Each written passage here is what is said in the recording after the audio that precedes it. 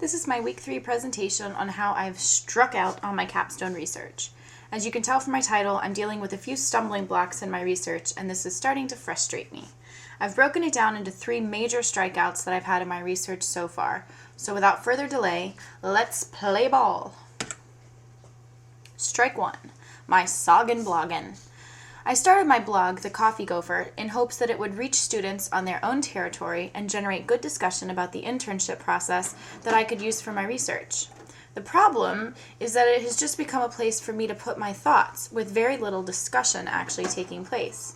In fact, of the 3 substantial comments that have been made to my blog, 2 were from my mom.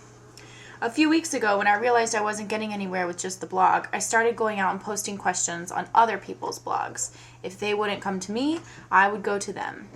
I would first search the blogosphere for the word internship. Then I'd read what people were writing about internships. I found a lot of sites that employers were listing internship opportunities on, which I thought was a kind of cool way to market to kids. Not kids, undergraduates, sorry. But most of the postings were just about how undergraduates were excited about an internship opportunity that they had gotten. So I would post comments to these blogs. It would say something like, "Hi, I'm a grad student at Quinnipiac doing research on internships, and I was wondering if you could please tell me a little bit about your internship experience." I must have posted 30 to 40 of these comments. I got back 1 response. I've come to the conclusion that blogging is a long process. You can start a blog on day 1 and you can't start a blog on day 1 and have a loyal blog following on day 3. And when I'm working on a couple month time frame, like for my capstone, I think blogging might be too slow of a way to go.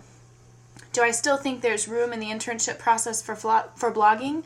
Definitely. But here's the deal. Students want to blog about their own personal stuff. I have to admit, I like blogging, but if I didn't have to maintain the Coffee Gopher for school, then I wouldn't check it daily. I probably wouldn't even check it weekly. No matter how cool the internship is, it is still school-related, and students are just not going to spend their personal time blogging about school matters. In my own personal experience, though, I have found that I actually like blogging when I have to focus on a particular topic. I find that because I know I have to post to my Coffee Gopher blog every so often, I'm more alert to internship topics that are out there. I read the paper and catch myself reading something because I think I'll be able to post about it later. I have discussions with people and friends, and I find myself making a note to blog about it. I think mandatory blogging for internship students would be a great way for colleges to broaden and deepen the internship experience for students because it alerts them to what they're going to have to post on their blog. But blogging is just not the best research tool. Strike 2. I've been researching outside of my strike zone.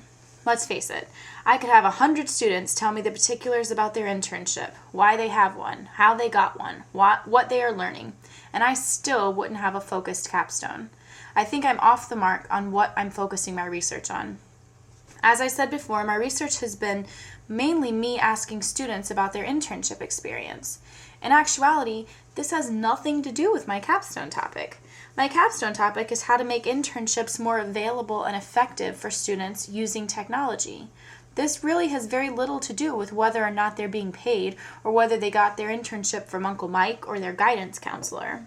While all things intern are important for me to know to have an understanding of the general process, I think I should be moving past the general internship questions now and moving specifically into how Quinnipiac handles internships. I need to be spending more time talking to the school about their current procedures and methods of interacting with interning students. I need to focus on the technology methods available for communicating with interning students. I don't necessarily need to be talking to interning students about the particulars of their internship. I need to stay within my strike zone and focus my research on areas that my topic will specifically be addressing. Strike 3 for me is that I need to keep my eye on the ball. I'm not researching with my deliverable capstone project in mind. I'm researching with my topic in mind. This is contributing to me focusing too much on a broad, general topic of internships. Remembering and reminding myself that I need to be formatting my own ideas about the correct format of communication for an internship office will help me focus on the right type of research. Instead of sitting down to go over research and in answering the question, what are internship programs like now, I need to be moving on to the question, how do I think internships should be structured? As Tom Hanks so eloquently put it in A League of Their Own, there's no crying in baseball. Though my research has been off base this semester, there's no time to sit around thinking coulda, woulda, shoulda. There is ample time to change my game plan. I just have to refocus and redirect my attention. This fat lady hasn't sung at this baseball game, and I'm going to just keep on swinging until I find the right avenue of research.